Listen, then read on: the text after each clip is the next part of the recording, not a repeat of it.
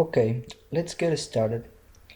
We're gonna go to System G42I, Outbound Inventory Management. We're gonna go through some setup that we need to add. Setup, Outbound Agreement Master. Then we will add a new agreement by clicking Add. I'm gonna add an agreement. It could be any name or number. Demo arrangement agreement number 5, branch plan 420000. Agreement status, you need to enter always A as an active. Agreement type, we have different agreement types like consigned inventory management, internal owned, customer owned. For our demo, we're going to use consigned inventory management. Then you can also enter a customer purchase order. In our case will be PO 1 2 3 4 5. It's important to enter the customer. For our purpose 4242, and then we're all done. We're gonna click hit here. We're gonna add an agreement supplement number 1. You can have different agreement supplements. Agreement item number 420103, ship to 4242. Outbound branch plan will be 42011. The agreement quantity will be 100. Unit price 15.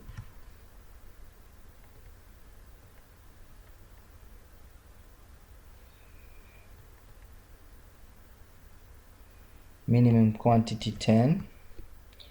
Maximum quantity 100. Target inventory 75 and reorder point 25. We need to choose a replenishment method. There are different replenishment methods like custom method. You can enter different formulas for this, one-to-one or reorder point. We're gonna use reorder point. Okay, another important information that we can use is replenishment frequency. For our purposes will be weekly. And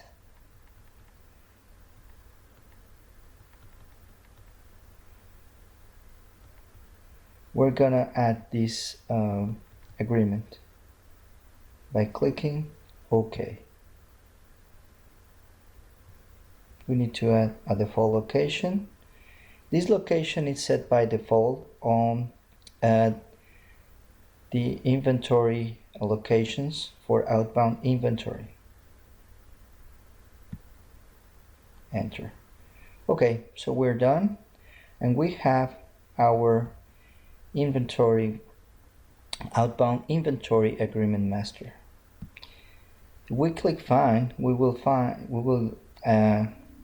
see some different outbound inventory agreements. We were going to choose one of those.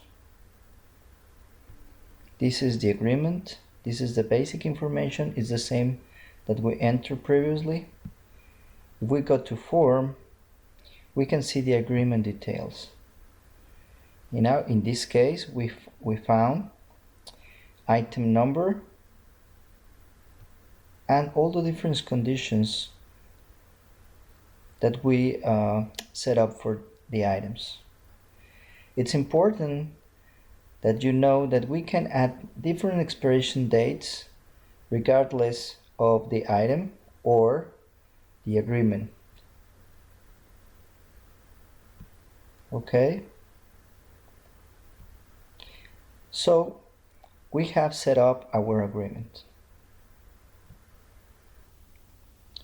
Once we add our agreement, we're going to process sales orders. We're going to go to Outbound Inventory Management, Outbound Inventory Order Processing, enter sales orders. We're going to choose one customer. We have different sales orders placed to this customer. The process to follow, as I mentioned, is the same as any other sales order processing. In this case, we can, for example, print pick a slip. But first, I'm going to do, I'm going to check the detail of this work order.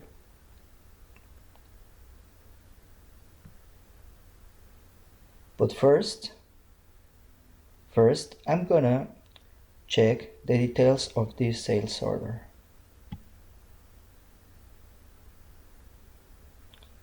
Okay, this is our sales order.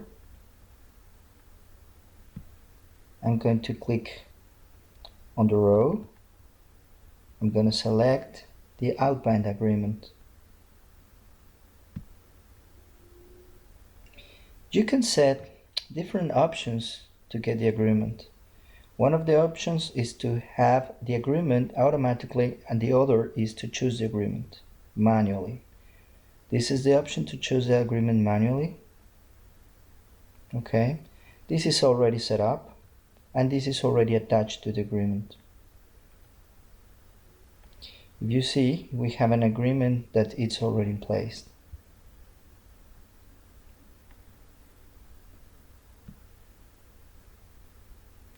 Now, I'm going to print pick slip.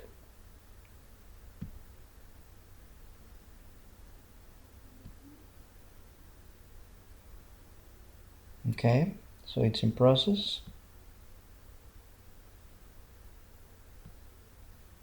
Okay, we have the print pick slip, the status has changed, and we have our confirmation. We have a pick number, and this is the same procedure as any regular sales order. Okay, once the shipment confirmation is done, we're going to acknowledge the outbound order receipt. This is one of the features that the system provides to track inventory. Outbound inventory, outbound order processing, acknowledge outbound order. Okay, we have different features. The first one is the filter. We are able to know which order has already been acknowledged or which orders are pending to acknowledge. Well, in this case, I'm going to acknowledge these first two orders. Okay, but there's going to be a difference here. There is a feature that it's quantity on hold. Quantity on hold allows me to put on hold those orders or those quantities which have some problem during the shipment or during the receipt. For example, material damage or incorrect shipments. I'm going to add a quantity here, which is 20.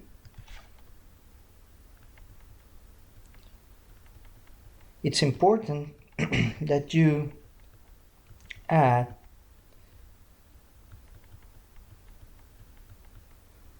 a hold reason code. We have different hold reason codes. We're going to choose damage in shipment.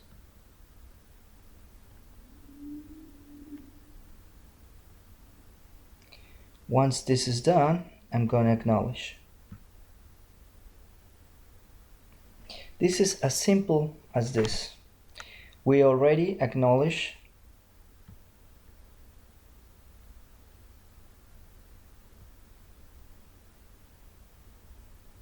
our orders.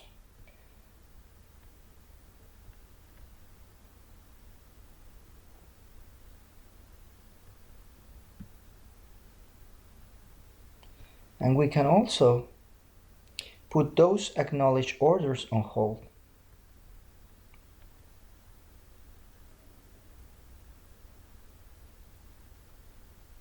We close, and we have already acknowledged. There is something important that you need to know, that you can always track your items by location. In this case,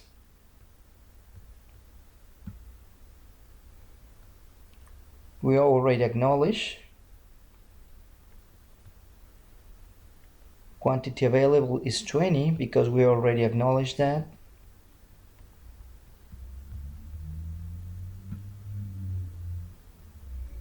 It's on hand.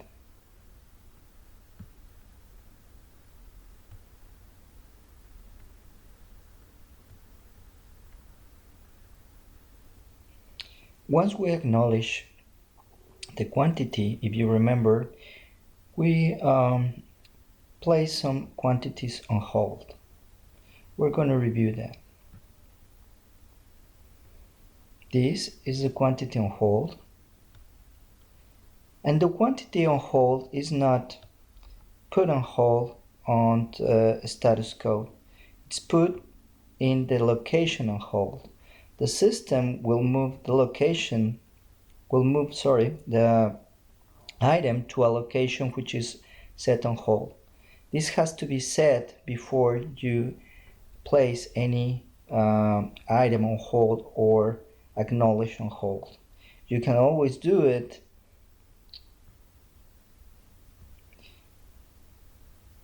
on any of the sales orders acknowledged.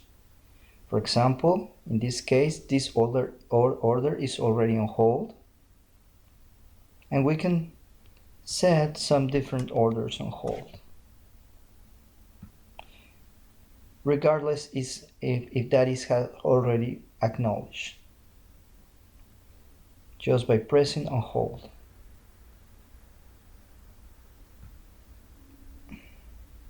Okay, it's on, and this order has been placed on hold, even if that already it's been acknowledged.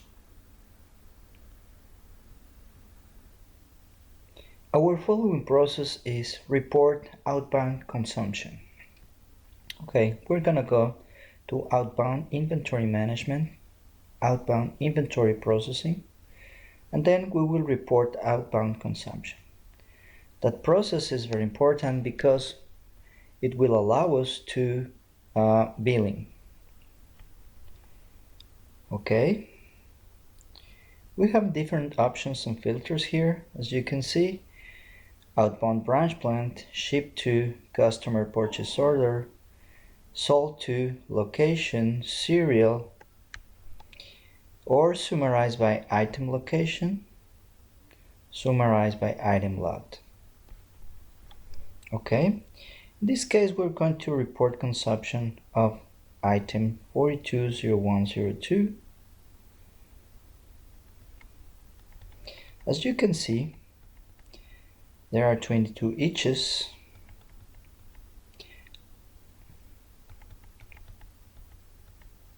For customer number 727201.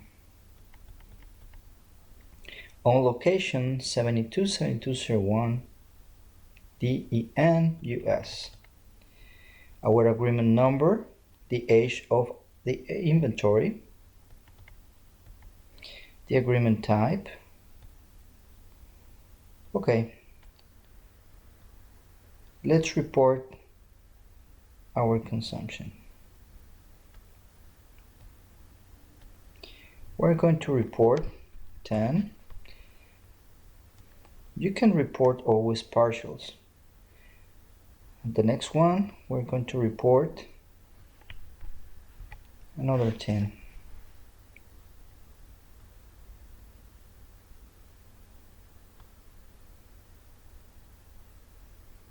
Okay. The primary quantity available is 22 and 15.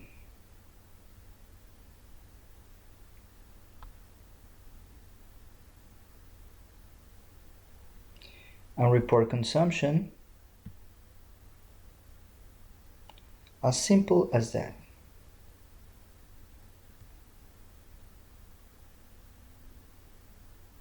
If you can see, we have a primary quantity available of 12 and 5.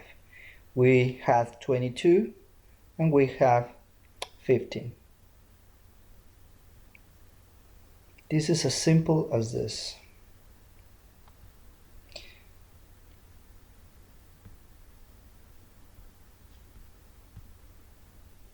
Our next step will be generate the billing order.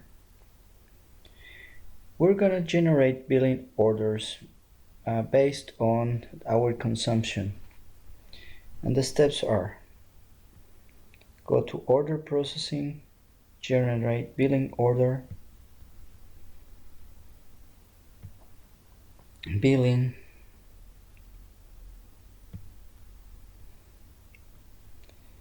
we're going to generate billing orders for our customer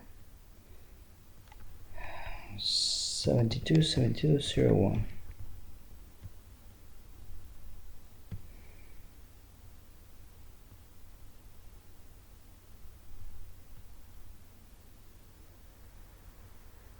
It's processing.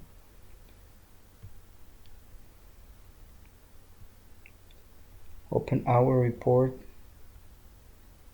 and this is our transaction quantity, secondary quantity, line number, item number. And with this we're going to generate our billing report, and will allow us to generate our invoicing.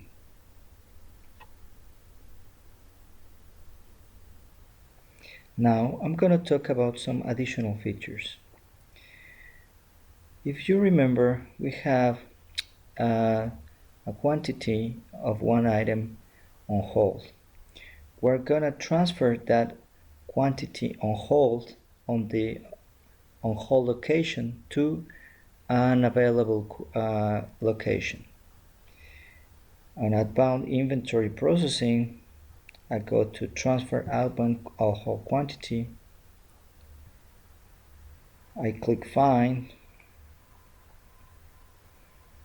And now I'm going to move this quantity of this item to a valid location. The system will move from the hold location to an outbound location. Now I transfer the quantity, and the quantity is transferred. Now let's go to check the availability of the item and the transactions that took place.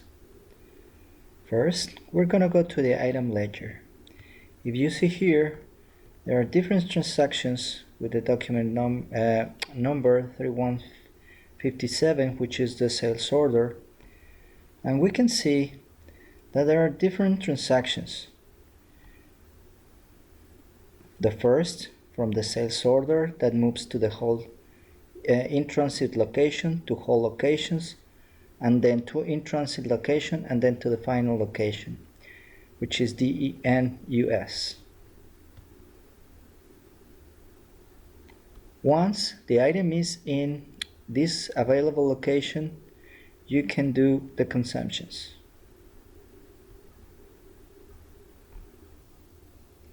Now we're going to go through some inquiries that Outbound Inventory Management provides.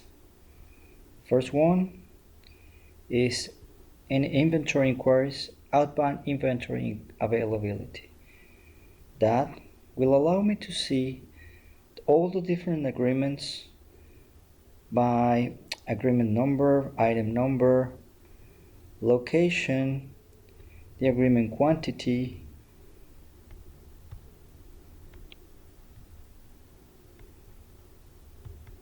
the quantity in transit, if there are whole quantities, and I can see as well the value of the inventory for the supplier.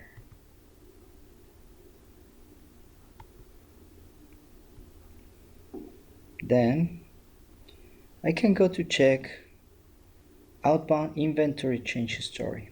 This will allow me to see if there are different changes on the life cycle of the agreement. Let's try to find one agreement. On the agreement 72, and the agreement number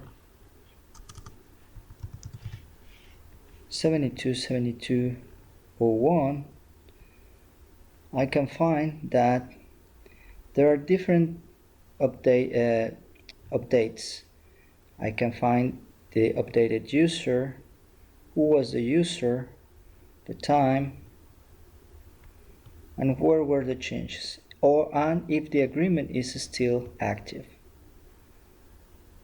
The expiration date,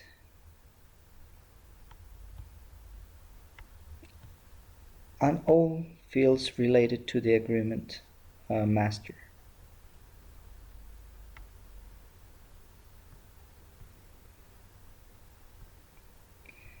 There is another important inquiry, which is one view outbound agreement inquiry. If I check the agreement inquiry, I can check all the agreements that now are, for example, inactive or cancel.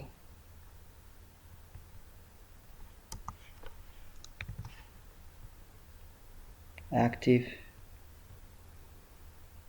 which is the source plant, the agreement type.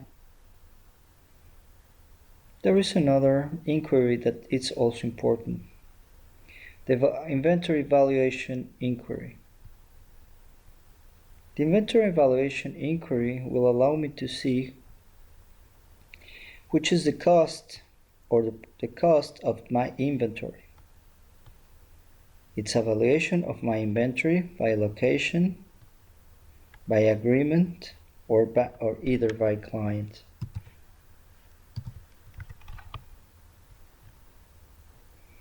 This is my client, and this is my valuation report. I have the unit cost, extended cost, the value of inventory for the supplier,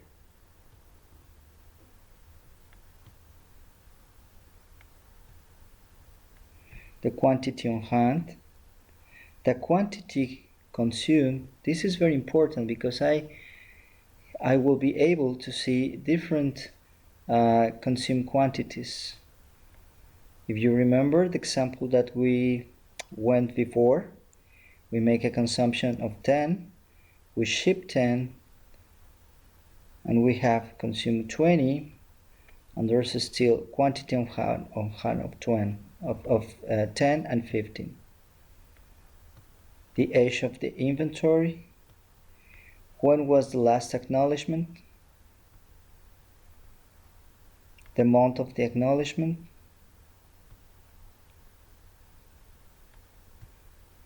promised delivery date, the month of consumption, the agreement status. There are different agreement status. In this case, we have this has been acknowledged. It could be waiting for acknowledged or partial acknowledged. Or the consumption, which in this case is partially consumed or fully consumed. In this case, this last line is partially consumed. The replenishment method, the audit frequency,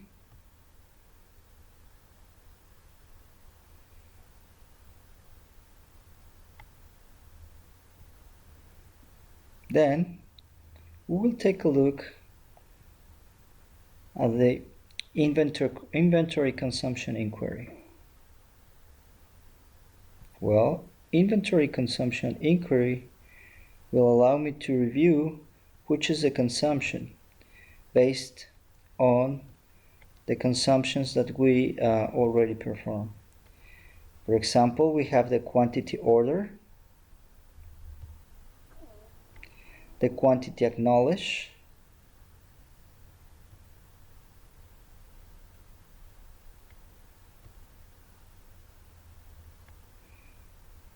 the delivery month, the acknowledged status as well,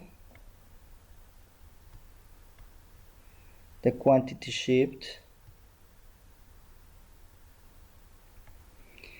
the consumption unique ID, and the quantity consumed. You also have filters or different filters to check by agreement, or by sold to, or by item number.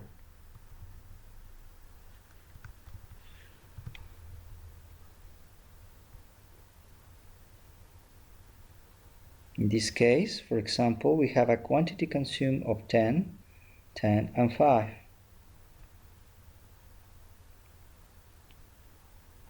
In different sales orders and with the same agreement. Anytime that we create a consumption, we can make a replenishment of the items based on this data.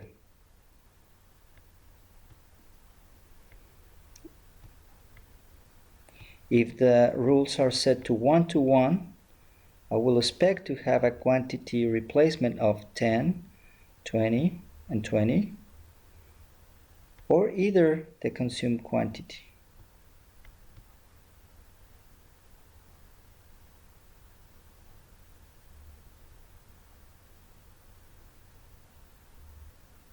In this case,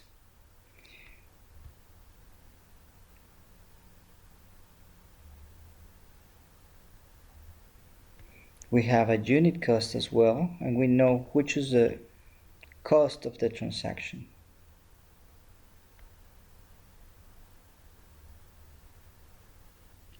Now that we already process all the outbound inventory, there is another feature that is the replenishment. We're going to go to the process. In outbound inventory order processing, we're going to go to generate replenishment order.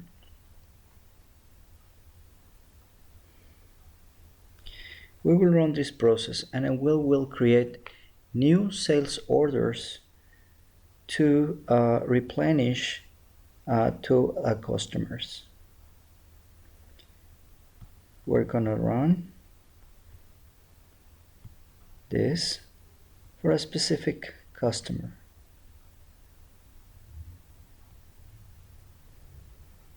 Customer number, we're gonna choose 727201.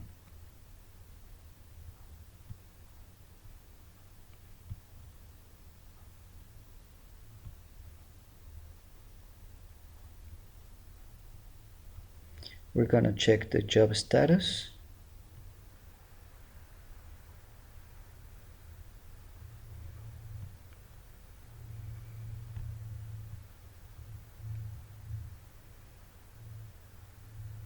And we can see here that we create a sales order 3243 for the item 420102.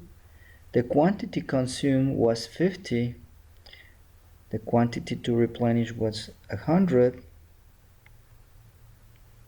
The unit cost. And this is based on the replenishment method reorder point. If we should have a replenishment method 1-to-1, the quantity replenished would be the quantity consumed. 50, 50, but in this case is reorder point. So the replenishment quantity is 100.